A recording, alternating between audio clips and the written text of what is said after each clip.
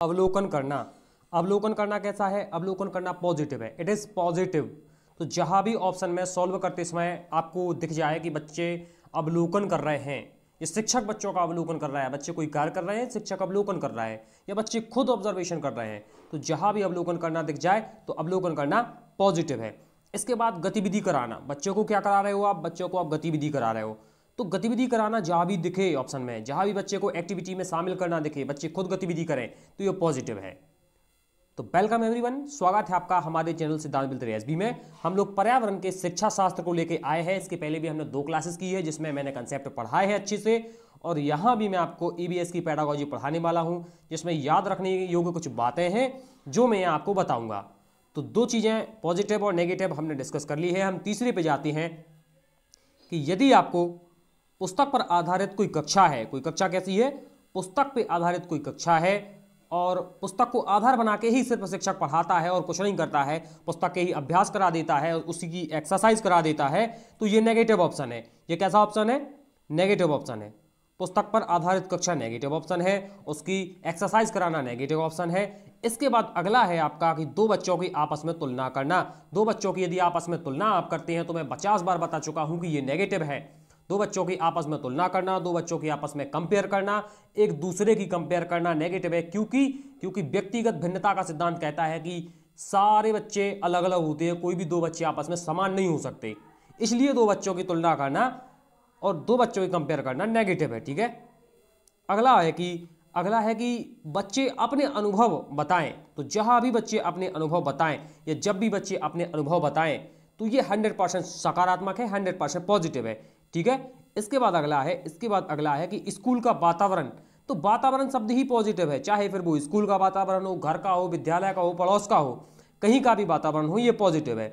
इसके बाद आएगा पर्यावरण का संरक्षण करना। तो जब भी पर्यावरण का संरक्षण करना सिखाया जाए तो पर्यावरण का संरक्षण करना पॉजिटिव है। इसके बाद अगला है कि बच्चों को भ्रमित करना, बच्चों को गुमराह करना, ये नेगेटिव है। ठीक है। कौन सा नेगेटिव है? बच्चों को आप गुमराह कर रहे हैं, बच्चों को आप भ्रमित कर रहे हैं, तो ये जो ऑप्शन है ये नेगेटिव है। पर्यावरण का संरक्षण करना पॉजिटिव है, बच्चों को गुमराह करना, बच्चों को भ्रमित करना, ये नेगेटिव ऑप्शन है। ठीक है।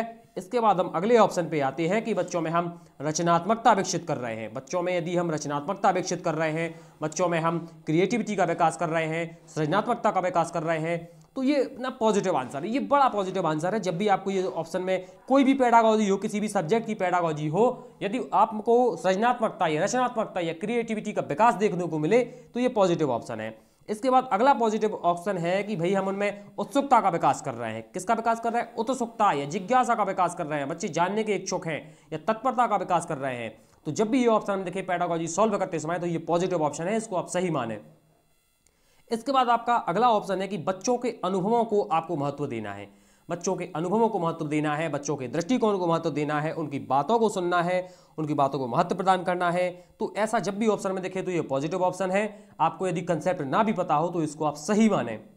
इसके बाद अगला है बच्चों को सिर्फ सूचना देना। एज अ टीचर आप बच्चों को सिर्फ सूचना देते हैं कि भाई तुम्हें पर्यावरण का संरक्षण करना है, तुम्हें जल का संरक्षण करना है, तो ये सारे ऑप्शन नेगेटिव है। ठीक है। ये सारे ऑप्शन नेगेटिव है जब भी आप बच्चों को सिर्फ इन्फॉर्मेशन देते हैं, क्योंकि हमें सारी चीजें ना बुक के माध्यम से पढ़ानी है, ना इन्फॉर्मेशन देके पढ़ानी है, हमें उनको क्रिया आधारित चीजें पढ़ानी है, एक्टिविटी बेस्ड चीजें करवानी है, लर्निंग बाय डूइंग से सिखाना है। ठीक है। और ना हमें व्याख्या विधि का कभी प्रयोग करना है। तो बच्चों को सूचना देना, व्याख्या विधि से पढ़ाना, ये सारी चीजें नेगेटिव है। इसके बाद अगला है कि बच्चों के अनुभवों को बाहर के जीवन से जोड़ना। इससे ज्यादा पॉजिटिव मुझे कोई ऑप्शन ही नहीं लगता। तो बच्चों के जो अनुभव है उनको आप डेली लाइफ से कनेक्ट कर दें, उसको डेली लाइफ से कनेक्ट कर दें, कक्षा की 4 दीवारी से इसको बाहर ले जाएं, उसको ट्रिप पे ले जाएं, वहां उसको प्रत्यक्ष अनुभव मिलेंगे। ये सारे ऑप्शन पॉजिटिव है। जब भी ये ऑप्शन में आपको मिले तो ये पॉजिटिव है। इसके बाद अगला है कि बच्चे कोई डेफिनेशन याद करते हैं, कोई डेफिनेशन उसको रटवाई जाती है, याद करवाई जाती है, लर्न कराई जाती है, तो ये सारे ऑप्शन गलत है। ऐसे ये पॉजिटिव है, ये नेगेटिव है। तो लगभग 14 चीजें हमने डिस्कस कर ली है। इसके बाद 15वां है कि बच्चों को तकनीकी शब्दों की जानकारी देना कहाँ तक सही है? बच्चों को तकनीकी शब्दों की जानकारी देना गलत है, नेगेटिव है। क्योंकि खासतौर पे छोटे बच्चों को, प्राथमिक स्तर के बच्चों को आप टेक्निकल वर्ड या टेक्निकल इंफॉर्मेशन नहीं दे सकते, क्योंकि उनकी समझ में उतनी सारी चीजें नहीं आती। थोड़ा सा बड़े हो जाएंगे तो फिर देना है, लेकिन छोटे बच्चों को यदि आप तकनीकी शब्दों की जानकारी देते हैं, शब्दावली परिभाषा को याद करने पे बल देते हैं, तो ये सारी चीजें नेगेटिव है। इसके बाद ये बहुत ज्यादा पॉजिटिव है जब बच्चे खोज करते हैं। बच्चे खोज करेंगे तो सीखेंगे, ये पॉजिटिव है। बच्चे खोज करेंगे तो सीखेंगे, ये पॉजिटिव है। बच्चे को खोज करने के अवसर देना पॉजिटिव है।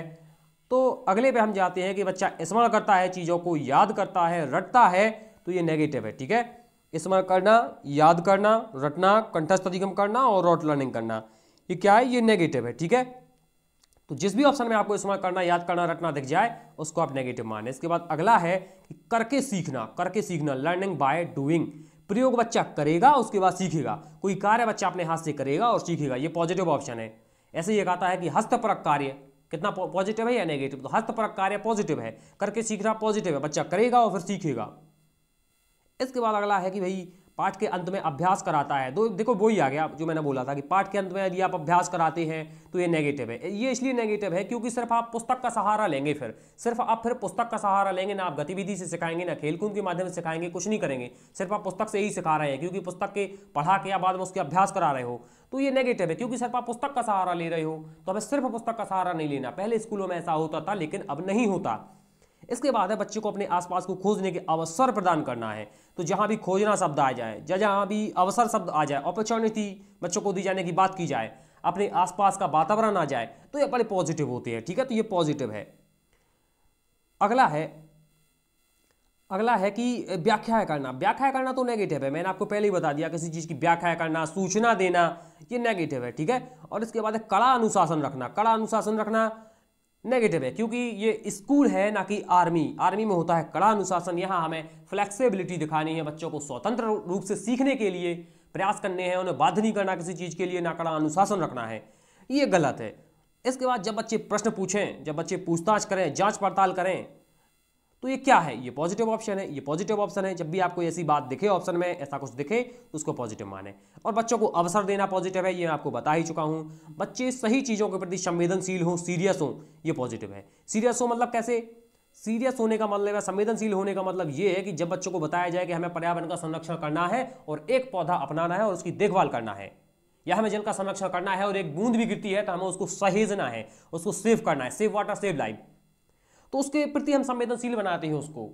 सिर्फ हमें व्याख्या नहीं करनी कि संवेदनशील बनो इन चीज़ों के प्रति, जल का संरक्षण करो, सिर्फ सूचना नहीं देनी, सिर्फ व्याख्या नहीं करनी, उनको एक पौधा अपनाने के लिए कहना है कि भाई तुम खुद अपनाओ ताकि तुम्हें वास्तविक पता चले कि पर्यावरण का संरक्षण क्या होता है। तो ये सारी चीज़ें हैं और लगभग हमने 25 कंसेप्ट बहुत ही कम समय में कंप्लीट कर लिए हैं। और यदि किसी में भी आपको डाउट है तो कमेंट करें, कमेंट बॉक्स में कमेंट करें, मैं सबके कमेंट का उत्तर देता हूं। और जिस किसी ने भी लाइक न किया हो, सब्सक्राइब न किया हो और हमारे चैनल पे नया हो तो लाइक कर दे, सब्सक्राइब कर दे और शेयर कर दे। मैं एक बार और रिवाइज कर देता हूं कि अवलोकन करना, ऑब्जर्वेशन करना पॉजिटिव है, गतिविधि कराना बच्चों को या गतिविधि स्वयं बच्चे करें तो ये पॉजिटिव है। इसके बाद अगला है कि पुस्तक पर आधारित कक्षा है यदि, या फिर पुस्तक की एक्सरसाइज पर आधारित कोई कक्षा है तो ये नेगेटिव है। दो बच्चों की तुलना करेंगे आप तो नेगेटिव है। इसके बाद बच्चे अपने अनुभव बताएंगे तो पॉजिटिव है। इसके बाद स्कूल का वातावरण पॉजिटिव है, पर्यावरण का संरक्षण, जल का संरक्षण पॉजिटिव है, बच्चे को भ्रमित करना नेगेटिव है, रचनात्मकता या क्रिएटिविटी का विकास करना पॉजिटिव है, उत्सुकता या जिज्ञासा का विकास करना पॉजिटिव है। इसके बाद बच्चे को अनुभवों को महत्व देना, उनके दृष्टिकोण को महत्व देना, उनकी बातों को सुनना और महत्व प्रदान करना पॉजिटिव है। बच्चों को सिर्फ इन्फॉर्मेशन देना नेगेटिव है। एज अ टीचर आप बच्चों को सिर्फ इन्फॉर्मेशन देते हैं तो नेगेटिव है। बच्चे को परिभाषा याद कराना, शब्दावली रटाना नेगेटिव है। इसके बाद बच्चों को तकनीकी शब्दों की जानकारी देना नेगेटिव है। बच्चे खोज करते हैं, डिस्कवरी लर्निंग पॉजिटिव है। स्मरण करना, रटना नेगेटिव है। इसके बाद करके सीखना और टीम वर्क के द्वारा सीखना, समूह में सीखना, ग्रुप स्टडी करना, ये सारी चीज़ें पॉजिटिव है। पाठ के अंत में अभ्यास कराना बच्चों को, ये नेगेटिव है क्योंकि सिर्फ आप फिर पुस्तक से ही पढ़ाएंगे बच्चे को, ना एक्टिविटी से ना खेल से, इसलिए नेगेटिव है। पाठ के अंत में अभ्यास कराना, बच्चों को अपने आसपास को खोजने के अवसर देना पॉजिटिव है क्योंकि खोज करना पॉजिटिव है, अवसर देना पॉजिटिव है, व्याख्या करना नेगेटिव है, कड़ा अनुशासन रखना नेगेटिव है।